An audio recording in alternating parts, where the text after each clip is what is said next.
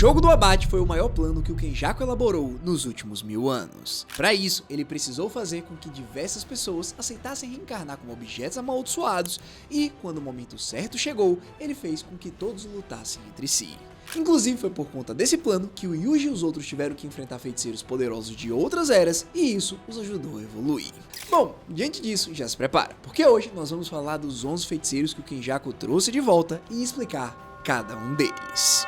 Pessoal, o jogo do abate foi um dos maiores crimes cometidos pelo Kenjaku dentro de toda a obra. Ele criou 10 grandes barreiras espalhadas pelo Japão e forçou milhares de jogadores a lutarem até a morte, colhendo a energia amaldiçoada de cada confronto para alimentar o próprio plano de evoluir a humanidade. Além disso, para garantir jogadores suficientes dentro desse sistema, o Kenjaku fez duas coisas em paralelo. Ao utilizar a técnica do Mahito, primeiro ele despertou técnicas amaldiçoadas escondidas dentro de humanos modernos, como aconteceu com Higuruma, e segundo, reencarnou feiticeiros antigos que tinham feito uma espécie de trato com ele no passado. Diante disso, o processo de reencarnação funcionou de um jeito bastante específico. O Kenjaku transformou esses feiticeiros antigos em objetos amaldiçoados e depois preparou humanos modernos para servirem como receptáculos desses objetos. Assim, quando os jogos finalmente começaram, esses feiticeiros antigos despertaram dentro dos corpos de pessoas completamente comuns da era atual, muitas vezes sem que a própria consciência original daquele corpo sobrevivesse ao processo. Dito isso, nós vamos começar a nossa lista com o Ryu. Pessoal, Ryu Ishigori viveu cerca de 400 anos antes da história principal e ficou conhecido por possuir o maior output de energia amaldiçoada já registrado dentro de toda a obra. Isso significa que ele conseguia liberar quantidades absurdas de energia,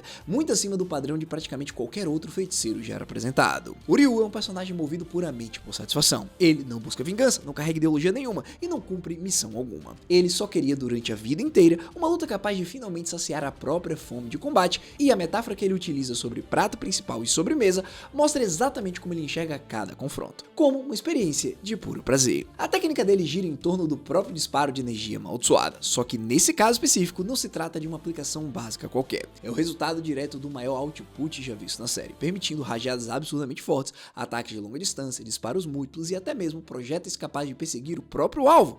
Tudo isso somado a uma resistência física muito acima da média e a capacidade de expandir um domínio, embora a gente nunca tenha visto ele completo. Dentro do jogo do abate, o Ryu acumulou 77 pontos, sobreviveu a uma das colônias mais perigosas do próprio jogo, enfrentou o Yuta e a Uro ao mesmo tempo e chegou a pressionar o próprio Yuta em uma disputa direta de output de energia. Pessoal, sem dúvidas o Ishigori é um personagem incrível, mas ele também carrega limitações claras. Por exemplo, ele precisa de tempo de carregamento para atingir o próprio potencial máximo, a força dos ataques varia bastante conforme a distância e formato, e a técnica em si é relativamente simples. No fim, ele acabou encontrando Sukuna e antes que pudesse fazer qualquer coisa, sua cabeça foi cortada ao meio. Seguindo, agora nós vamos falar de alguém que é amado por muitos. Hajime Kashimo também viveu cerca de 400 anos antes da história principal e dentro da própria era dele, ele já era considerado o mais forte de todos. Só que essa força nunca trouxe felicidade nenhuma. Pelo contrário, justamente por ser o mais forte, o Kashimo nunca encontrou durante toda a sua vida original dele alguém capaz de desafiá-lo de verdade. E é por isso que ele representa a solidão específica que nasce da força extrema. Alguém que nunca quis apenas vencer, e sim sentir que a própria existência tinha algum sentido diante de um oponente realmente digno. O objetivo final do Kashimo sempre foi lutar contra o Sukuna, até porque foi exatamente isso que o Kenjaku prometeu para ele. Além disso, o que torna o Kashimo especialmente perigoso é uma característica rara.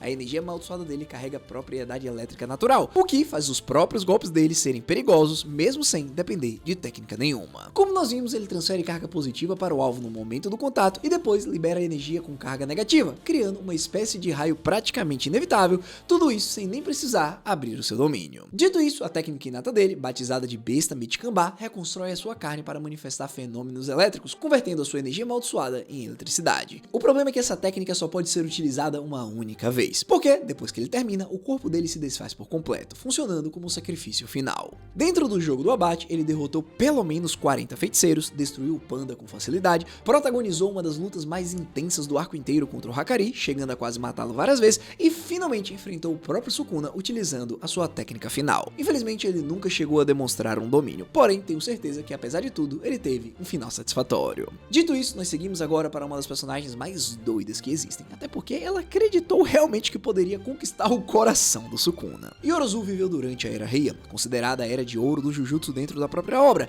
e é uma das feiticeiras antigas mais poderosas já apresentadas. No presente, ela reencarnou justamente no corpo da Tsumiki Fushiguro, a irmã do próprio Megumi. Pessoal, como eu mencionei, a Yorozu era obcecada pelo Sukuna de um jeito distorcido, agressivo e completamente caótico. Ela não queria apenas ser amada por ele, ela queria provar que entende o Sukuna de verdade, que consegue alcançá-lo e que merece mais do que qualquer outra pessoa pessoa ser reconhecida por ele. A técnica dela é chamada de construção e permite criar praticamente qualquer coisa utilizando energia amaldiçoada, mas consome uma quantidade enorme de recursos no processo, o que torna essa habilidade ao mesmo tempo extremamente versátil e extremamente ineficiente. Só que para resolver esse problema, a Yorozu desenvolveu soluções próprias. Primeiro, ela criou um metal líquido capaz de criar formas flexíveis e reutilizáveis, reduzindo bastante o desperdício natural da técnica e permitindo ataques de várias formas. Segundo, ela também criou uma armadura inspirada em insetos, aumentando força, velocidade, resistência e mobilidade de forma considerável. E por fim, o golpe final dela, batizado de Esfera Verdadeira, representa o ápice absoluto dessa técnica. A Yorozu consegue criar uma esfera perfeita, capaz de gerar pressão infinita e destruir qualquer coisa que toque nela, e que, dentro de um domínio, se tornaria um acerto garantido. A Yorozu chegou a lutar diretamente contra o Sukuna quando ele já tinha tomado o corpo do Megumi, forçando o próprio rei a recorrer ao Mahoraga como parte do processo de adaptação contra o domínio dela. A pior parte dessa história de amor é que tudo que ela queria era que o Sukuna utilizasse o santuário contra ela, mas ele nem precisou recorrer a isso, dizendo que apenas queria fazer um test drive ao invocar o General Divino. Bom pessoal, antes de a gente seguir para os próximos nomes dessa lista, vale abrir espaço para um debate que a comunidade adora discutir. Entre o Ryu, o Kashimo e a Yorozu, quem realmente merece o topo do ranking dessa lista? Sinceramente, eu apostaria no Kashimo, mas eu não sei como ele lidaria com a esfera perfeita. E você? Já comenta aí, porque agora nós vamos seguir para o nosso próximo reencarnado. Dhruv Lakdawala é um dos feiticeiros mais antigos citados dentro de todo o arco. Ele viveu há quase 2000 anos e conquistou o arquipélago do Japão durante a Guerra Civil de Uá. A técnica dele utiliza Shikigamis que orbitam constantemente um ao redor do outro, e a própria trajetória dessa órbita funciona quase como um domínio informal. Qualquer pessoa que entre naquela área específica sofre ataques automáticos, sem que o Dhruv precise se mover. Isso cria alcance enorme, área de controle gigantesca, ataques praticamente invisíveis e a possibilidade real de matar alguém sem sair do próprio lugar.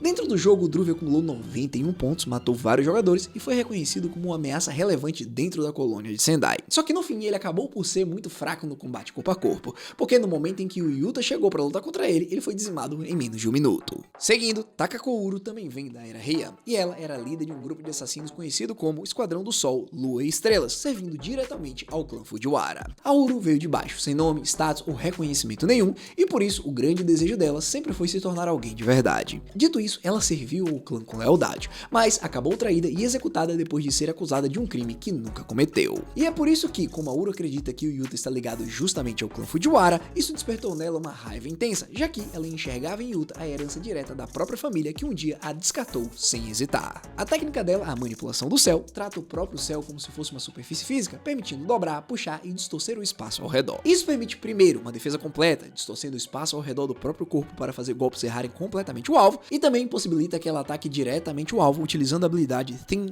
Ice Breaker, que basicamente quebra o espaço e lança o inimigo para longe. Durante o jogo do abate, ela enfrentou o Yuta e o Ryu ao mesmo tempo, redirecionando ataques do próprio Ryu, acertando o Yuta várias vezes, e participou da única colisão tripla de domínios já vista em toda a série. No fim, ela acabou sendo mais esperta do que o Ryu, e assim que viu Sukuna, saiu correndo. Tudo indica que ela sobreviveu e teve uma nova vida após todos os eventos. Dito isso, vamos seguir para um caso específico que foi de extrema importância durante o jogo do abate. O anjo é um feiticeiro da era Heian que fazia parte do clã Abi e que foi derrotado pelo Sukuna no passado. Diferente da maioria dos reencarnados, ele não domina completamente o receptáculo moderno que recebeu, escolhendo coexistir com a própria Hana Kurusu ao invés de simplesmente apagá-la. Isso acontece porque o anjo acredita que reencarnar tomando à força o corpo de outra pessoa viola diretamente as próprias leis de Deus, e por isso a missão dele se tornou eliminar os demais feiticeiros reencarnados. A técnica dele, chamada de extinção de técnica, como o próprio nome diz, anula outras técnicas amaldiçoadas, sendo especialmente perigosa contra feiticeiros reencarnados, objetos amaldiçoados, barreiras, selos e técnicas ativas em geral. A aplicação mais poderosa dessa habilidade, batizada de Escada de Jacó, é capaz de apagar ou purificar completamente a técnica do próprio alvo,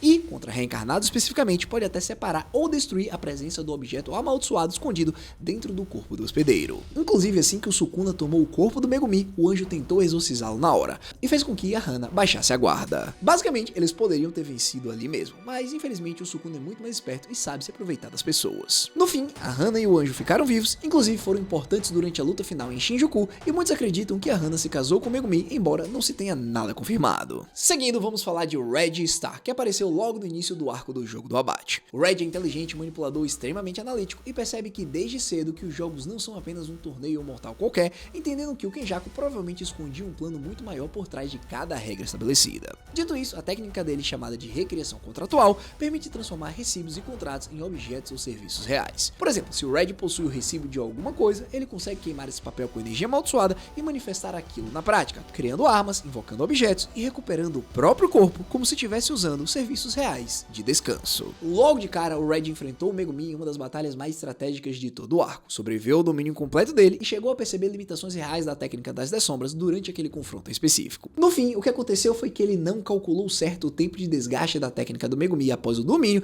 e por conta disso ele não percebeu que tinha um cão divino atrás dele pronto para dar uma mordidinha fatal. Bom, já que falamos no Red, precisamos falar do Hazenok, que era aliado dele durante o jogo do abate e depois da sua morte acabou saindo da colônia de Tóquio e cruzou o próprio caminho do Kenjaku um tempo depois. A técnica do Hazenok transforma partes do próprio corpo em explosivos. Por exemplo, ele arranca os próprios dentes e olhos, lança contra o inimigo e causa explosões reais no impacto. O detalhe importante que vale a pena mencionar é que ele regenera essas partes quase instantaneamente utilizando a técnica amaldiçoada reversa, algo que gasta uma boa quantidade de energia amaldiçoada. No início, ele lutou diretamente contra o Takaba, mas essa luta não deu em nada porque, como sabemos, o Takaba não leva dano e obviamente não mata ninguém. Por fim, ele acabou se tornando uma das últimas vítimas do Kenjaku durante a caçada dele aos jogadores restantes. Seguindo, Daido Hagane é um dos casos especiais dentro dessa lista inteira. Ele é um jogador reencarnado, mas não é exatamente um feiticeiro tradicional. O Daido não controla a energia amaldiçoada e nem sequer consegue enxergar maldições diretamente, mas mesmo assim, ele é um espadachim absurdamente refinado, capaz de cortar uma maldição de grau especial mesmo sem enxergá-la de verdade. O Daido aparece durante a luta contra o Naoya Maldição e, ao empunhar a katana divisora de almas, mostra para Maki algo que ela ainda não entendia até aquele momento, que, para utilizar aquela espada em todo o potencial dela, é necessário perceber a própria alma das coisas ao redor,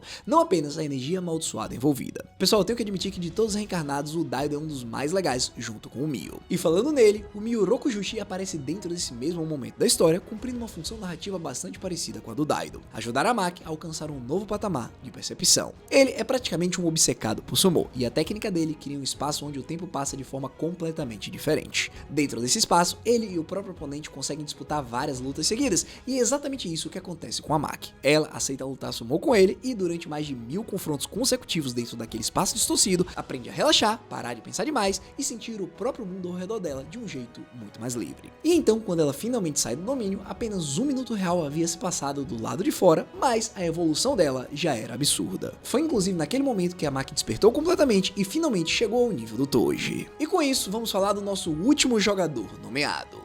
Chizuru Hari era um dos feiticeiros aliados do Red Star, aparecendo como parte do grupo que tenta eliminar o Megumin. A técnica dele aparentemente permite que ele transforme seus dedos em garras, mas a gente ainda não sabe se tinha algo a mais nessa habilidade, porque ele morre antes mesmo de conseguir revelar exatamente como ela funcionava de verdade. Pra ser sincero, agora que eu voltei pra ler pra poder escrever esse roteiro e gravar esse vídeo, talvez esse confronto tenha sido um dos mais humilhantes de todos, e eu ouso dizer que esse cara é um dos mais fracos de toda a obra. Ah, pessoal, e antes que eu me esqueça, existe ainda uma missão honrosa que vale a pena incluir. No capítulo 239, uma feiticeira reencarnada sem nome enfrenta o próprio Kenjaku e transforma o cabelo numa espécie de broca que pode ser disparada em alta velocidade. Não que isso tenha representado algum tipo de perigo, porque no fim, ela morre para o Kenjaku de uma das formas mais humilhantes possíveis. E pessoal, quando você entende que tudo isso não passou de um plano de mais de 1000 anos, tudo fica ainda mais interessante. Como eu disse lá no início do vídeo, os detalhes precisaram ser calculados individualmente para que o jogo do abate acontecesse e todas as variáveis precisavam estar alinhadas. É só uma pena que no fim o Kenjaku não teve sucesso e acabou sendo derrotado pelo Takaba e morto pelo Yuta. Bom, mas falando especificamente desses personagens, a real é que o Kenjaku não reviveu apenas pessoas isoladas, ele reviveu eras inteiras de violência acumulada, reunindo lendas e tragédias antigas dentro do Japão moderno ao mesmo tempo. Cada um desses feiticeiros voltou carregando uma frustração específica da vida anterior, e cada um deles tentou o seu máximo. Infelizmente, eles só não eram tão fortes quanto a gente imaginava, mas eu admito, os 11 feiticeiros reencarnados são incríveis justamente porque transformaram o jogo do abate em algo muito maior do que um simples torneio mortal. Eles fizeram o passado inteiro de Jujutsu Kaisen voltar para lutar diretamente contra o próprio presente. Bom pessoal, agora deixa aqui nos comentários, pra você, quem realmente merece o topo desse ranking? O Ryu, o Kashimo ou a Yorozu?